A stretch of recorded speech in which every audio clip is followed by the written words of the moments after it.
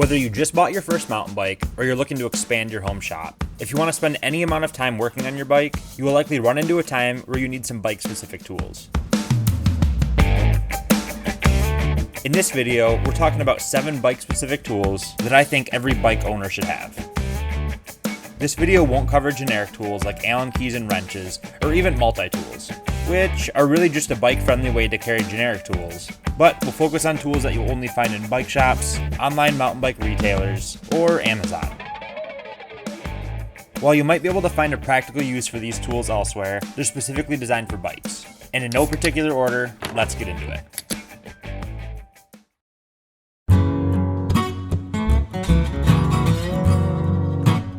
At some point, you're going to need to take your chain off of your bike.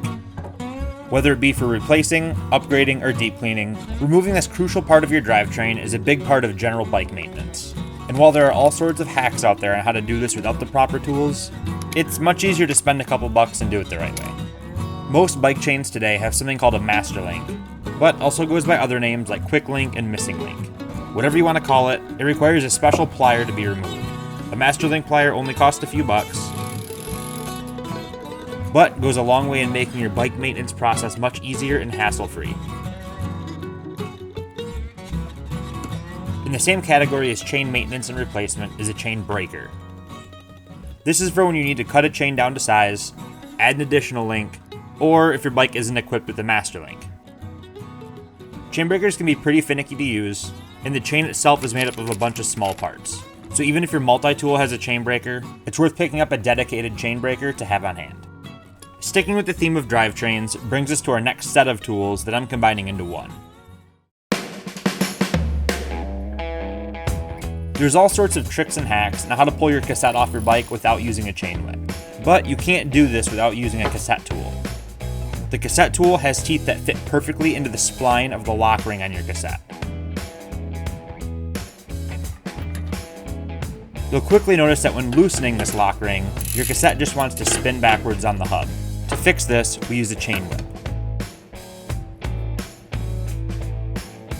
The chain grips onto the teeth, and the bar provides leverage to prevent the cassette from spinning backwards.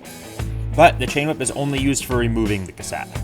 When reinstalling, you can use the cassette tool to tighten the lock ring back on, and the cassette will stay in place without spinning. The cheapest tool on our list isn't necessarily needed, but sure does make the job a lot easier. You can get a set of tire levers for just a couple bucks, and they're worth every penny. Some people are able to gorilla grip the tire off of any rim, but trust me, whenever you need a tire lever, you need a tire lever. Most are made of plastic, which I've never had break on me. But some are metal and have a plastic coating around the outside. In any case, make sure that the surface touching your rim is made of plastic and not metal. At just a couple bucks, a 3-pack of levers makes getting a tire off of any rim much easier, and won't damage or mark up your hoops like a screwdriver will. These levers from Park Tool have a hook on the bottom, which makes storing these a breeze, but are actually designed for hooking around your spoke to help you hold the tire off your rim. Sticking with tire maintenance, you'll need some way to fix a flat or just add air pressure. You don't necessarily need a bike-specific floor pump, but having a floor pump that has a press-to-valve fitting is much easier. Look for a pump that has a built-in pressure gauge, and a dial to help you remember what pressure you like is an added bonus. I suggest picking up a floor pump even if you have an air compressor, because taking an air compressor on a trip or to the trailhead would be quite the inconvenience.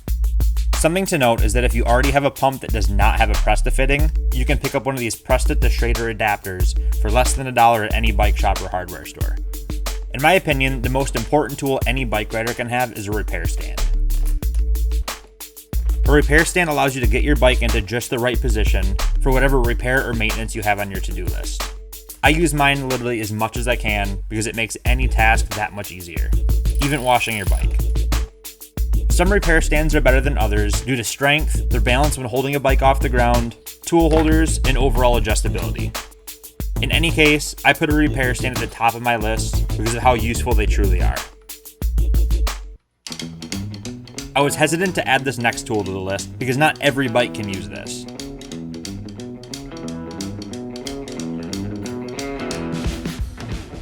A shock pump is required to adjust and maintain air pressure in your air suspension. It's required for things like setting sag, adjusting the way your suspension feels, or just adding or removing air pressure. But it's only usable on bikes with air suspension. Bikes with a coil shock or fork, or full rigid bikes obviously don't need this. Opposite to a pump for your tires, these push a very small amount of volume, but are capable of very high air pressures. Make sure to get a pump equipped with the bleed valve, pressure gauge, and I like pumps that have a 2-step valve. This means that the fitting screws onto the shock valve, and then you screw the internal fitting, which allows you to then add or remove air. Without this 2-step process, it can be pretty tricky to remove the pump from your shock without releasing all of the air.